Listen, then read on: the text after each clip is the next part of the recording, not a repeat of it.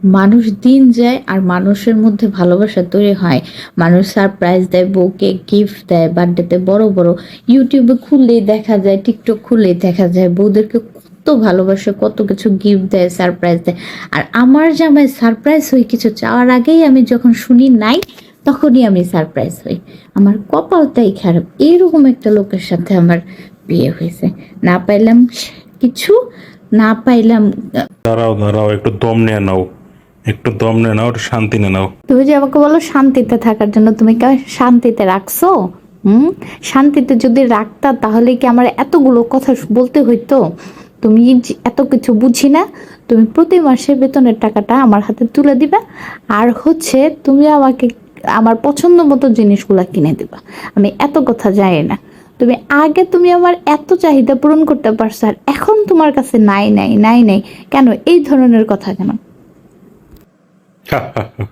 ঠিক আছে, টাকা এত চেয়েছ, টাকা সব আমি টাকা দিব। তুমি সব বাজার কাজ খরচ করো, আমি কোনো খরচ টরচ করতে পারবো না। আমার টাকা চাই না। তুমি আমাকে এসি কিনে দিবা, একটা ডায়মন্ড সেট কিনে দিবা, আর গোল্ডের একটা সেট কিনে দিবা। আর অবশ্যই আমাকে একটা বুয়া রেখে দিবা। আমার বাসায় এসি নেই, এসিও লাগাই দিবা। আমার কোনো টাকা লাগবে না। তুমি আগে যেরকম খরচপাতি করতো ওরকমই করবা, কিন্তু আমার যে চাহিদাগুলো আছে ওগুলোতে না বলতে পারবা, ওগুলো কিনে দেবা। অবশ্যই একটা বুয়া রেখে দেবা। আমার কাজ করতে খুবই কষ্ট হয়। মাথা খারাপ তোমার? মাথা খারাপ হয়েছে? আমি এত টাকা পাবো কোথায়? হ্যাঁ, আমি কি টাকা চুরি করবো না টাকার গাছ লাগাইছি? এত চাহিদা কই থেকে পারে? আমি এত কথা জানি না। তুমি আমি যা যা বলছো ওগুলা দিবা, আর প্রতি মাসে যে তুমি বেতন পাও ওইটার হিসাব দিবা, সাথে আমাকে হাত খরচের এক্সট্রা টাকা দিবা। রেগে বলুক, যেমনি খুশি সেমনি বলুক, কথা কিন্তু ঠিকই বলছে। বছর পর বছর টাকা বৃদ্ধি পাচ্ছে, কিন্তু অভাব তো লেগেই রয়েছে। টাকা যায় কই? বেতন বাড়ে, টাকা যায় কই? আসেন একটু আমরা ভেবে দেখি কিভাবে, কোথায় টাকা যাচ্ছে আমাদের। এই সমস্যার মূল হলো ইনফ্লেশন, মানে টাকার মান কমে যাওয়া। মুদ্রাস্ফীতি বা মূল্যস্ফীতি যাই বলেন না কেন, আপনি আগে যে টাকা দিয়ে যে জিনিস কিনতেন, সেই সমপরিমাণ টাকা দিয়ে আপনি সেই জিনিস এখন কিনতে পারবেন না। গোল্ডের দামের উপর আপনার টাকার মান বা ডলারের মান ওঠানামা করে। আপনি 2000 সনে 4000 টাকা দিয়ে একবারই স্বর্ণ কিনতে পারতেন, কিন্তু সেই স্বর্ণ এখন আপনাকে 22 ক্যারেটের স্বর্ণ এখন আপনাকে 1,17,000 টাকা ভরি কিনতে হচ্ছে। তার মানে কি, আপনার আগে যে 4000 টাকা ছিল, সেই 4000 টাকা বর্তমানে আপনার এখন 1,17,000 টাকা সমতুল্য। তার মানে কি হচ্ছে, 2000 সনে 4000 টাকা আপনি যে জিনিস কিনতে পারতেন, সেই 4000 টাকা দিয়ে আপনি 4000 টাকা মনে করেন ডাবলই আপনি বেতন পাচ্ছেন, বা 3 ডাবলই বেতন পাচ্ছেন, 4 ডাবল বেতন পাচ্ছেন। ওই টাকা দিয়ে আপনার বর্তমান বাজারে আপনি কি কিনতে পারবেন বলেন? কিছুই কিনতে পারবেন না। কিন্তু আপনার পরিবার সেটা বুঝতে চায় না। শুধু কি স্বর্ণ, আপনার দেখুন 13 টাকার চাল 70 টাকা হয়েছে। কিভাবে তাহলে আপনার বেতন দিয়ে আপনি বাজারে টিকে থাকবেন? আপনার যে কোনো জিনিস, শুধু চাল ডাল কিছু না, সব কিছুর দামই বৃদ্ধি, ঊর্ধ্বমুখী। আপনার আগের যে টাকা দিয়ে কিনতে পারতেন সেই টাকা আপনার এখন কোনো কিছুই কাজে আসে না। পেঁয়াজের দাম, আলুর দাম, মরিচের দাম, মুরগির দাম, সব কিছুর দামই আপনার আপনার ঊর্ধ্বমুখী। আপনার আগের যে টাকা ছিল ওই টাকার মূল্য এত কমেছে যে, এত কমেছে যে, সেই হিসেবে আপনার বাজার বাজার ব্যবস্থাপনার সেই মতো নিয়ন্ত্রণে নেই। সেই জন্যই আপনার সীমিত আয় দিয়ে আপনার সংসার চলা খুবই কঠিন হয়ে যাচ্ছে। তা পরিবার এবং আপনার আত্মীয়স্বজন বুঝতে চায় না। আপনি তো আপনার সীমিত আয় দিয়ে আপনার নিত্য প্রয়োজনীয় জিনিস, যেটা খুব আপনার না হলে আপনার সংসার চালানোই সম্ভব না, সেটাই আপনি কিনতে পারছেন না। তাহলে কিভাবে আপনি আপনার সংসারের বা আপনার ফ্যামিলি মেম্বারদের এর শখ আহ্লাদ পূরণ করবেন? তাদের বিভিন্ন ইচ্ছা, সেই ইচ্ছাগুলা পূরণ করা কি আপনার আদৌ সম্ভব এই সীমিত টাকা দিয়ে? সব কিছুর সাথে সাথে মৌলিক চাহিদা শিক্ষার খরচও বেড়ে গেছে। টাকার বিনিময়ে এখন শিক্ষা, টাকা না হলে শিক্ষাও সম্ভব না। তাহলে এই সমস্যা থেকে বাঁচার উপায় কি? কোনো উপায় কি নেই? যখন মানুষের কাজে বরকত থাকে না, তখন মানুষের সব কাজে দুশ্চিন্তা অবহিত হয়। এজন্যই রাসূলুল্লাহ সাল্লাল্লাহু আলাইহি ওয়াসাল্লাম সব সময় নিজের জন্য ও অন্যের জন্য বরকতের দোয়া করতে করতেন।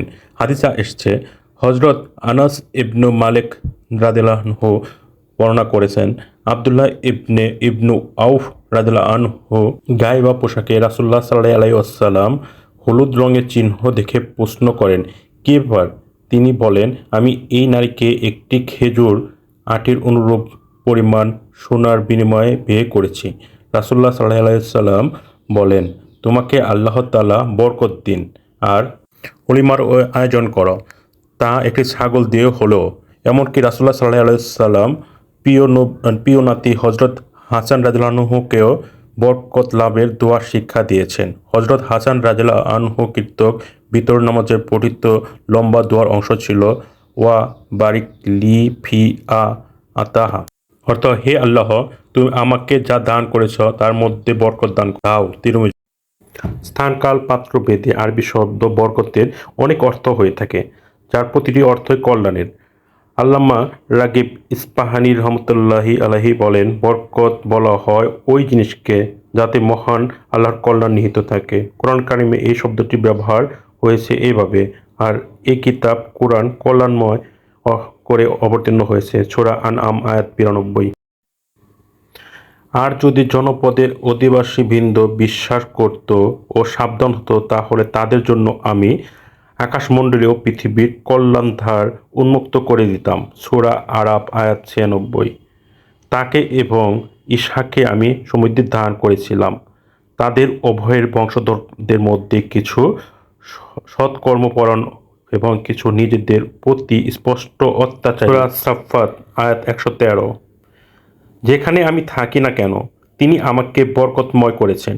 তিনি আমাকে নির্দেশ দিয়েছেন আজীবন নামাজ ও যাকাত আদায় করতে। সূরা মারইয়াম আয়াত ৩১।